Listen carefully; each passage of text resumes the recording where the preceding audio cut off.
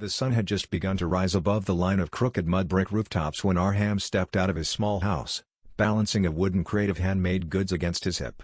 The early morning breeze carried the scent of wet earth and fresh bread, a familiar comfort in his otherwise demanding routine. For Arham, the market was not a place of excitement or entertainment. It was simply work. He walked to his usual corner, a shaded spot beneath an old banyan tree where the air stayed cool even at noon. Setting his crate down, he began arranging his wooden items neatly on a woven mat. Each morning, he tried to present them differently, hoping customers would stop long enough to appreciate the craftsmanship. He wiped dust off the smooth surfaces with a cloth, then sat back on his heels, studying his small display with a craftsman's pride mixed with quiet anxiety. The market grew louder as the morning stretched on. Sellers called out their best offers, children darted between stalls, and shoppers haggled over every coin as if their lives depended on it. Arham had settled into the familiar rhythm, answering questions, demonstrating the strength of his wooden spoons, offering small toys to shy children who hid behind their mother's shawls. But then, without warning, the rhythm shattered. It began with a sudden hush that existed only in Arham's mind. A shift so subtle yet so powerful that he felt it before he saw it, like the air itself had paused to breathe. He didn't understand why he straightened, why he felt compelled to lift his gaze from the wooden bowl he was polishing. But he did. And that was the moment he saw her. She appeared from between two crowded stalls, stepping into the sunlight as though it had been waiting just for her. The world did. He blinked several times, almost annoyed at himself for reacting so strongly to a stranger. He had seen many women before, customers, villagers, travelers. He had never felt this.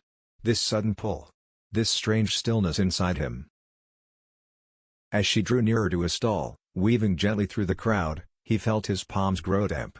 He wiped them on his trousers without thinking, trying to appear composed even though he had no reason to think she'd stop. But she did. She paused in front of his arranged wooden crafts, leaning slightly forward to examine a small carved bird. Her fingers brushed the polished surface, light, delicate. For a moment, Arham forgot how to speak. His throat tightened, words dissolving before they formed. She looked up at him, and their eyes met. It wasn't a dramatic moment. There was no gasp, no shock. Just a simple, calm connection, yet it felt to Arham like someone had placed a hand gently against his chest, steadying and unsettling him at the same time. "This is beautiful," she said softly, holding up the wooden bird.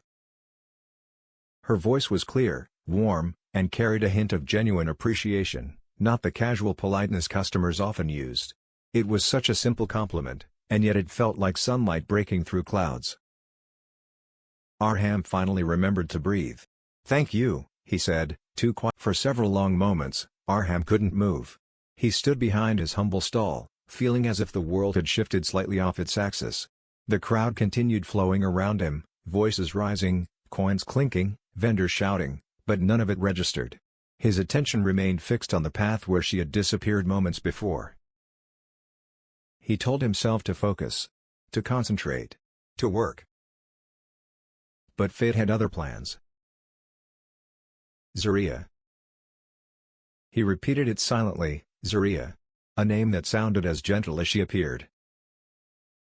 A vendor from the neighboring stall called out loudly, breaking the delicate bubble around them. Zaria laughed softly at the sudden noise. "Markets are always so lively," she said, brushing a strand of hair behind her ear. "I rarely come alone. It's usually too crowded. But today felt different." "Different?" Arham echoed, not quite believing she was still talking to him. She nodded. "I don't know why. Something told me to look around a bit longer today." Arham felt his heart tug at those words, though he dared not interpret them. He didn't want to assume anything. Yet the thought that For a long time after Zaria disappeared into the crowd, Arham remained still, his hands resting on the edge of his stall. The noise of the market gradually returned to his ears, but it felt distant, as if separated from him by an invisible curtain.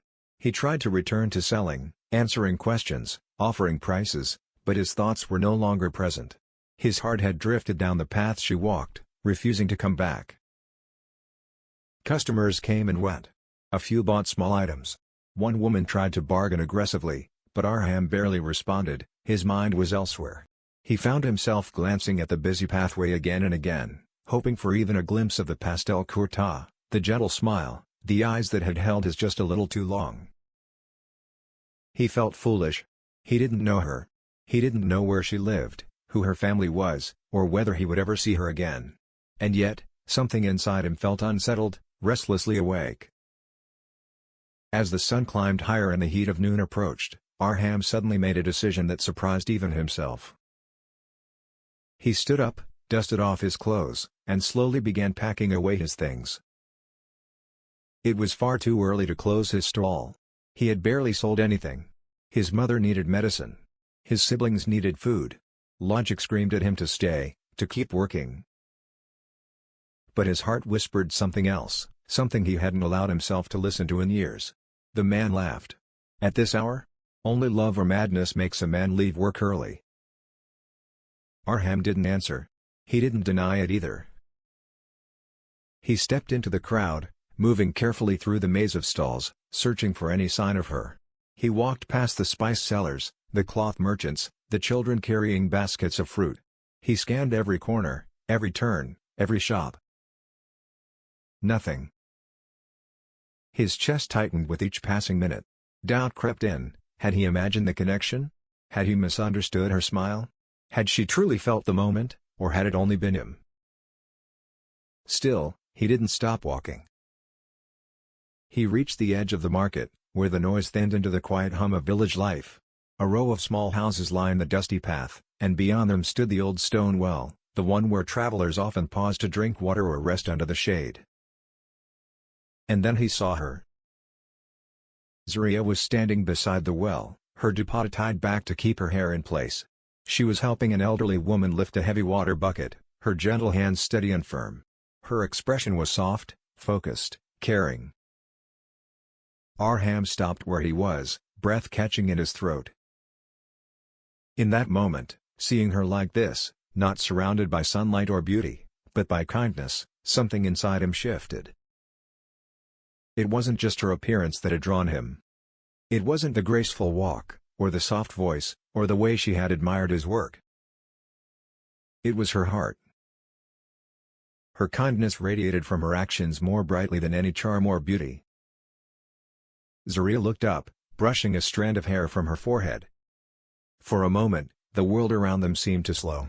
The breeze carried the soft rustling of leaves, the distant chatter from the market, and the trickle of water from the ancient stone well. But between Arham and Zaria, everything felt quiet, gentle, suspended, as though time itself had paused to watch what would happen next. Zaria took a small step forward, her expression warm but curious. "You really came all the way here?" she asked softly, almost as if she wasn't sure whether to be surprised or touched. Arham nodded, feeling suddenly self-conscious but unable to lie. "I couldn't stay. Not after our conversation."